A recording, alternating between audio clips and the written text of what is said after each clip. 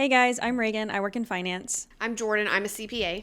And this is Working Late. We don't clock out, we just keep going. So if you're grinding through a long day or late night, we're here to keep you company and remind you why it's all worth it.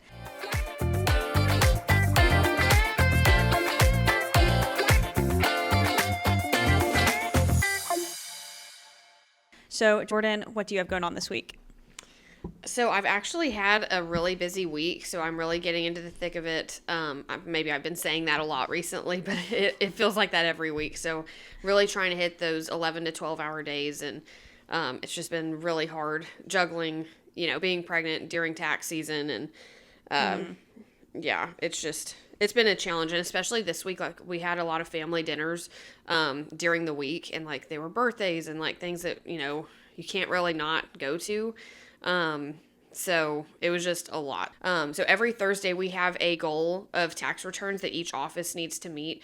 And we have like prizes and incentives and little things like that to like, help motivate the team. And it's a lot of fun.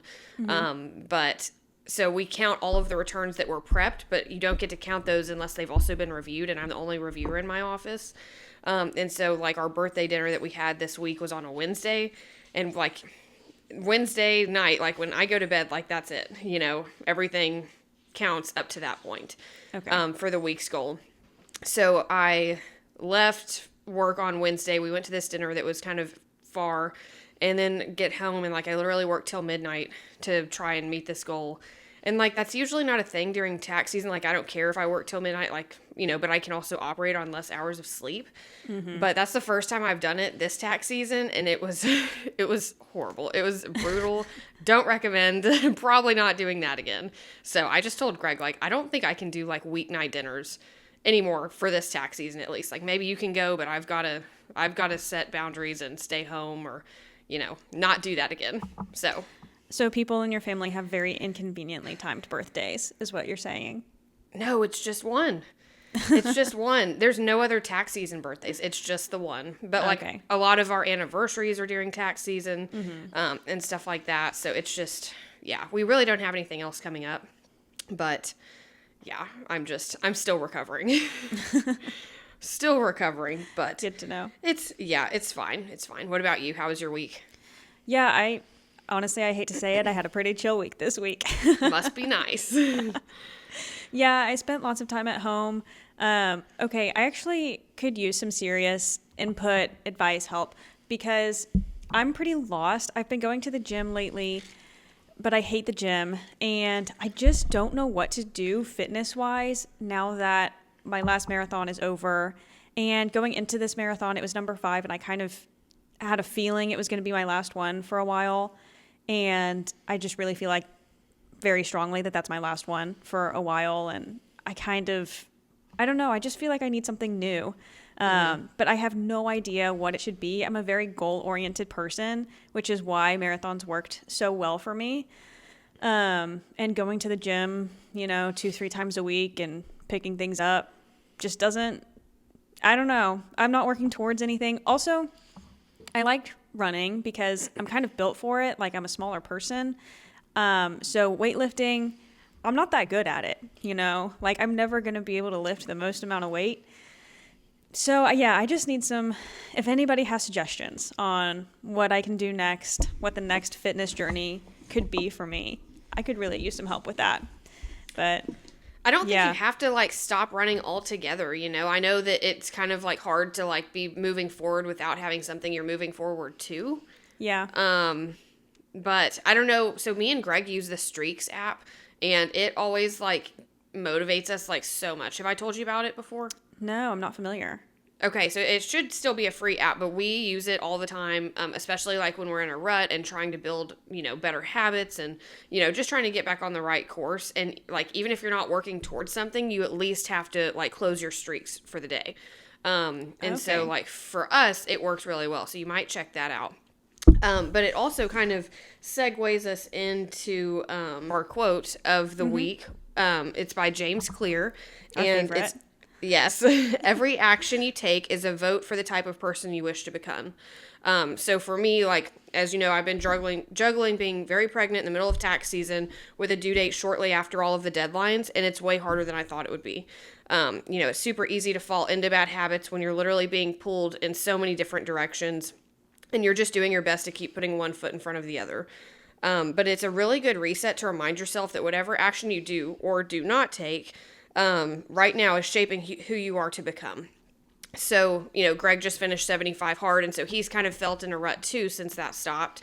And so we both have like agreed to start 75 life, which is kind of like our own take on 75 hard, but either way, like we both have like daily goals that we have to like complete. And so we're using the Streaks app to track that.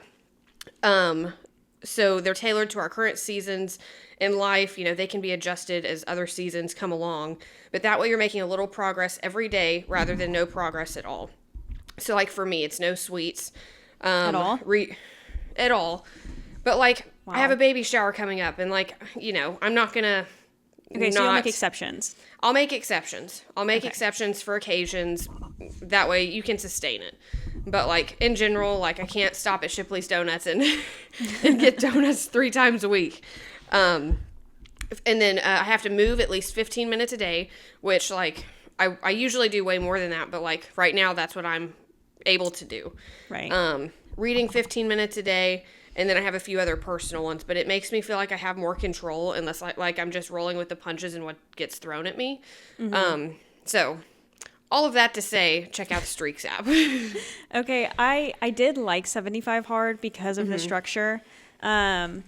And I think I just had a few points in time where work was really busy and life was really busy, and it felt like, I don't know, it was just so hard some days. Some days it was very easy, like on days that are chill, weeks that are chill where you don't have a lot going on.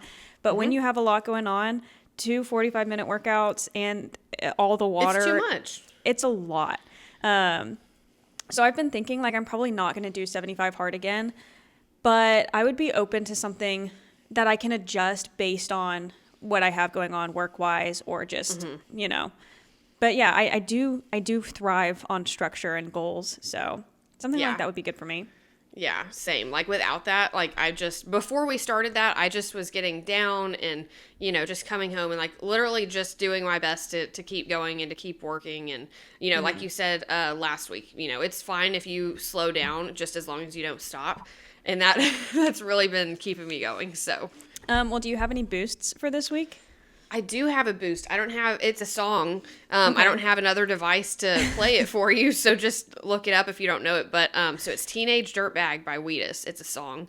And so usually whenever tax season rolls around, Greg gets in a very, guitar mood because he has a little more time because I'm busy. And so he'll hang out in the office with me and play guitar. And he's considerate. He offers to go in another room or put his headphones in, but like I just love sitting there doing taxes and listening to him play guitar. It's so much fun. That's so sweet. Yeah, I really love that like little happy point in tax season. So, but yeah, so he learned that one recently, and we've just been like, it's a good one to jam out to and kind of get you in the right mood and mindset to be working at 10 o'clock at night. So, Yeah, that's nice. Yeah. What about you? To be honest, I did not come prepared with a boost, but I will go ahead and promote a song that I like or an album that I like. Okay, so everyone who knows me in real life knows that I've been a huge Jonas Brothers fan my entire life. True. When their album dropped in 2005, I don't know, it did something for my 6-year-old self, and I've loved them ever since. Nice. So yeah, I still go to like every time they go on tour, I go with my mom. It's kind of like our thing. But Nick Jonas, you would go? I would go. Just throwing it out there. Okay, next time they come around, I'm inviting you. Okay, all right. And your mom can come too. Okay. Actually, I think we went to the same concert. Whenever, so I don't want to say where it was, but the really big stadium.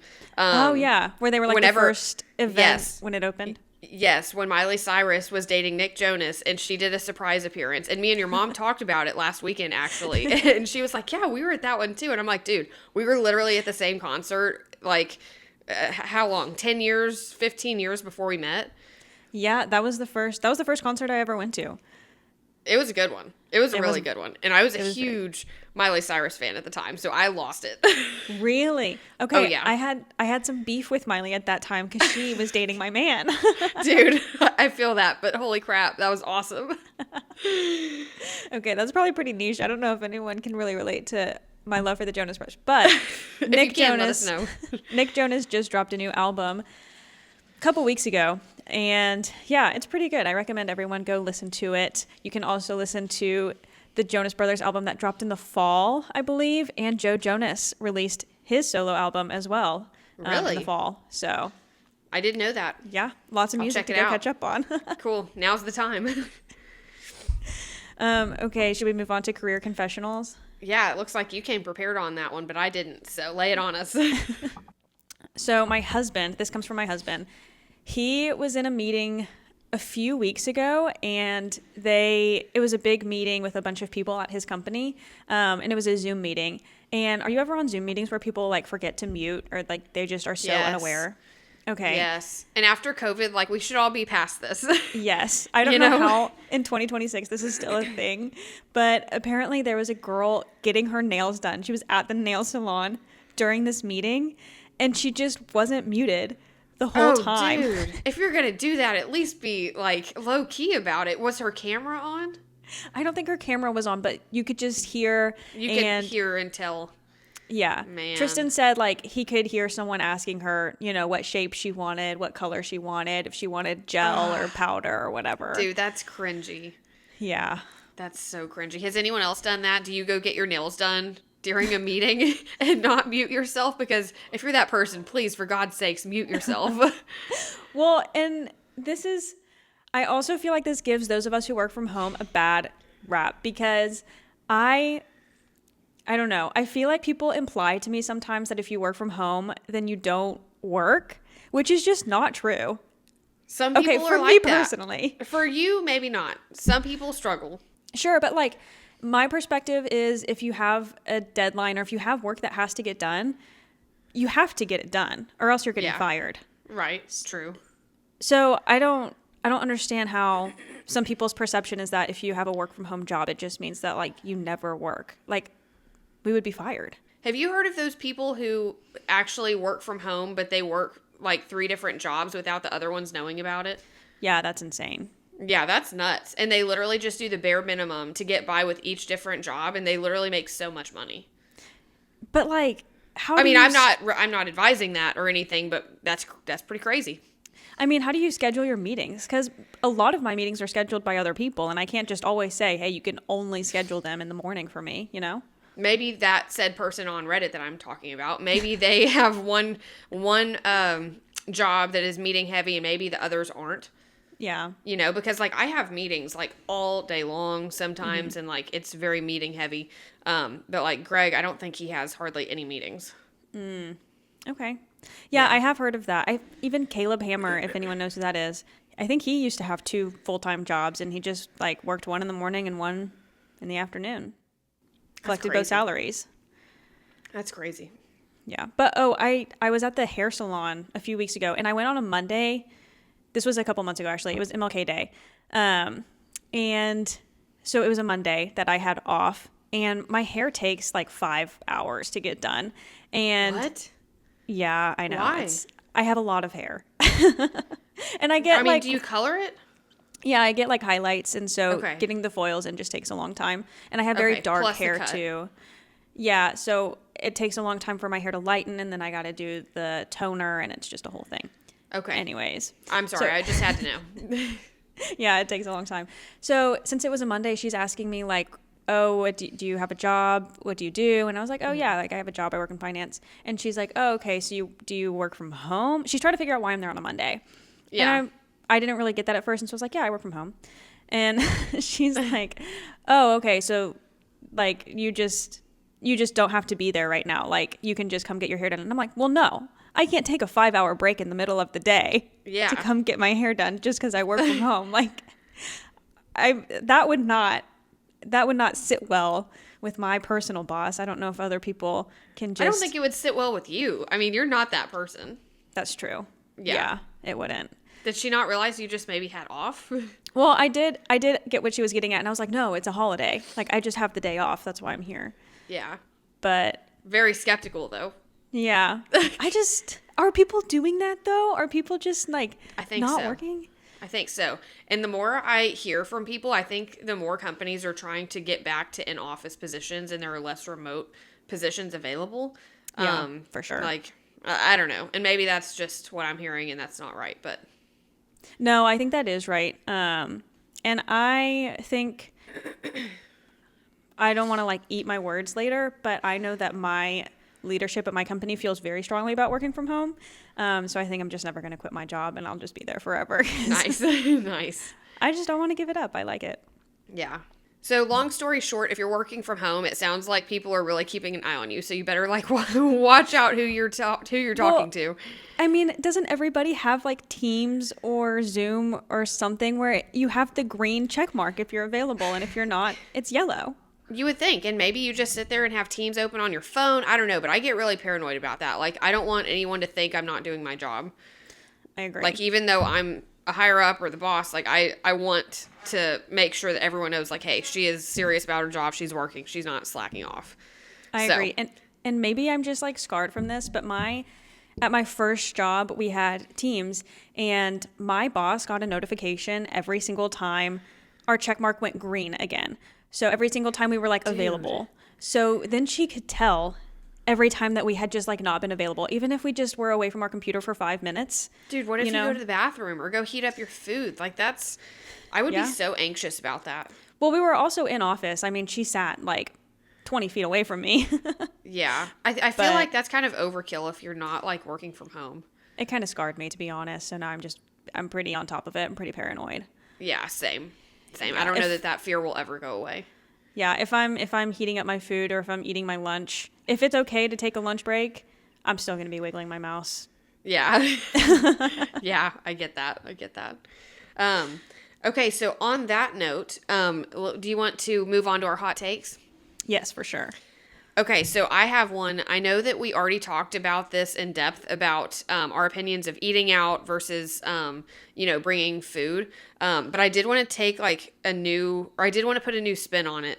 So during tax season, like, I love when I don't have to go pick up food, or, food is provided, someone drops me off food, I bring leftovers, whatever it may be. If I don't have to leave the office, like, that's a good day. That's a good day for me. And like literally every minute counts. So I really don't want to spend the time doing that at all, because it means I'm going to have to work more when I get home, or, stuff just didn't get done, whatever. But Greg, he really likes to take, that time to go out and get out of the office, get fresh air, whatever. But he's also not hourly, not hourly. Like he doesn't have billable hours. And he I guess can have that luxury. But I don't. Do you have opinions on this? Well, okay, follow-up question. During tax season, or just whenever you're really busy in general, do you take a lunch break? Do you take a break to eat? No, not really. I mean, sometimes if I'm having a really stressful day, sometimes I'll like get my food or heat up my food and then sit at my desk and like not be right in front of my computer and just sit and eat for a second just to decompress, like maybe 5 minutes, 10 minutes, and then get back to it. But a lot of times I'll sit there and just eat while I'm working. Okay, so you don't take like an hour as a break. Okay. No. Well, what about when it's not tax season? Do you take a break then? No. Really? No. I feel more okay about going to pick up food then. Okay. And maybe that'll take 20 minutes to go down the street, get something, and bring it back and then eat it at my desk. But yeah, no. Okay, interesting. Yeah. I don't know if I'm with you on that, because I do love a lunch break. If I have a super busy day and it's like I either work now or I work at 9 p.m., then yeah, I won't take a break. I'll just eat real quick and then get back to it. But if I'm not super busy, then I absolutely will I'll take a full hour if I can. Dang. Yeah. Dang. And I but think y'all Greg, also are not billable hours, right? That's true. We're not billable at all. Yeah. And I think Greg, like from what you've described and from what he's described, his job isn't quite as busy as yours. No. So, like, he does hard stuff, don't get me wrong, but yeah, so of course he wants to take a break and go outside, because he has the time, and he can still leave at 5 o'clock. You know what I mean? And still get all his stuff done, right? Yeah. Right. Totally. So, okay, let's say you were in a different career and you didn't have billable hours and you didn't have, 12 hours of work to do every day. Would you take a lunch break? Yeah, totally. That sounds great. That sounds awesome. But if you're in my situation specifically, like, Okay. it's hard. You're burning daylight. You have stuff to do. So do you ever wish that you were in a different situation and you didn't have billable hours? No. I mean, okay, yes, but not for that reason. Like, I hate keeping track of my time. Like, even Okay. as the boss, like, I still have to, like, have a timesheet pulled up and keep track of my time. Otherwise, I'm literally, like, losing money that I could otherwise be, billing. So, Okay. yeah. I hate that part of it. But, I mean, Yeah. that's also how we make money, so. Yeah, I will say I've never been in a billable hours type of job. Consulting was a little different. But one of my friends works in a job where it's billable. And she was telling me, every week she just has to work 40 hours. But, you can't really take a 20-minute break during the day and still get your 40 hours because that's not fair to the client that you're billing, right? Right. So it has to be 40 hours actually working every week. And she really likes it because she's paid hourly. So if she works over that, then she gets overtime. And if she wants to, she can work her 40 hours by Thursday and then take Friday off and it's not PTO. Oh my gosh, that sounds so nice. Okay, but look, sometimes like right now, we finished our last budgeting and forecast cycle and we're kind of in a lull right now. And it's been so nice because like I did not work 40 hours this past week. I was available at my computer for 40 hours, but I didn't have like 40 full hours of work that had to get done. And I really appreciate weeks like that. I spent a lot of time outside on my patio. You know what? I could have had a 5-hour hair appointment this past week. You could have. Nice. Just kept my laptop with me at the chair. Yeah. So I think it would be tough to transition into a billable hour type of job, but I guess it's all you've ever done. Yeah, it's pretty much all I've ever done outside of my internships, so it's just kind of part of it. So, I mean, obviously There's you no love your career, answer. so I'm happy for you. If I didn't love what I did, like, yeah, I probably would try for something different, but like, I love what I do, so you just like, it's just part of it. So on that note, we actually did get another listener. So we actually got a response from an IRS agent. And they said that they really enjoyed our comments about the IRS letters. They did confirm that those are automated emails that have no human interaction whatsoever. So I just feel so validated. But the thing is, like, clients don't know that those are automated emails or letters or whatever. And either way, they still call. But we know whenever a batch of letters has been sent out because all the clients call at once. But it was nice hearing from the IRS directly on that point. It was scary. I thought it was scary to hear from the IRS agent because I get it, like their people and their letters are automated. But I mean, if you get anything in the mail from the IRS, that's scary. If they're talking about, if they're telling you did something wrong or they didn't receive your payment, you're freaking out. I'll be calling you too if I ever get one of those. Yeah, for sure. For sure. So it was just nice, though, to hear. And they did say that they send out personalized emails or letters to their clients specifically, which I thought was nice. You know, that at least there is a personal touch if you have a relationship with someone. But if you have a relationship with someone already, you're probably going through an audit, which is scarier than just the letter itself. So I don't know. But either way, thanks for the feedback, IRS agent. Yeah, I don't want to hear from the IRS personally. But don't you have to call the IRS like pretty frequently? I have someone who does, yes. Oh. Yes. Yeah. But like, I feel like as a CPA, you get so desensitized to the IRS letters because you literally see them all the time. So you know, like, hey, this is bad, or hey, this is like not a big deal at all, even if the verbiage is aggressive.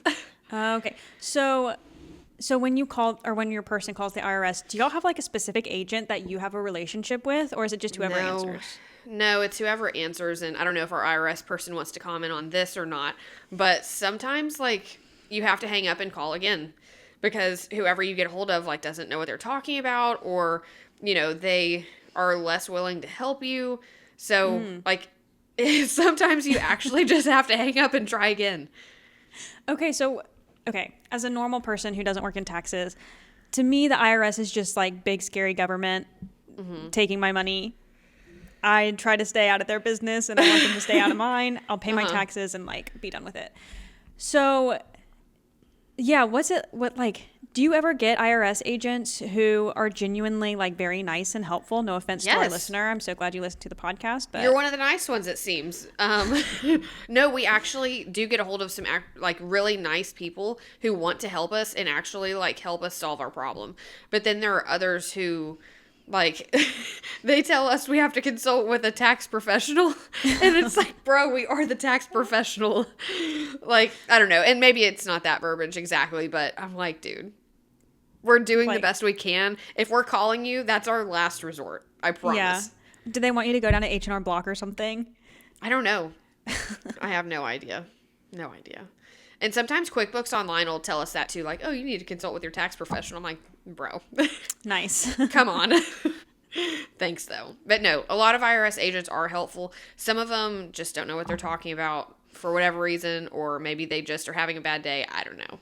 But it would be really nice if we could like build a relationship with one person and like carry that on. But apparently that's not how it works. Well, I think that's all we have time for today. Jordan, anything else? I don't think so. Y'all just keep going, and good luck if you're in tax season with me. Let me know if you're going through it too. Yeah, for sure. And don't forget to like, comment, subscribe, leave 5 stars, all the things. We really appreciate it. And Or we'll see you email next us. Yeah, Oh. or email us at workinglate_. workinglate.pod@gmail.com. Working late. Yes, workinglate.pod@gmail.com. All right, we'll see y'all next week. Bye. Bye.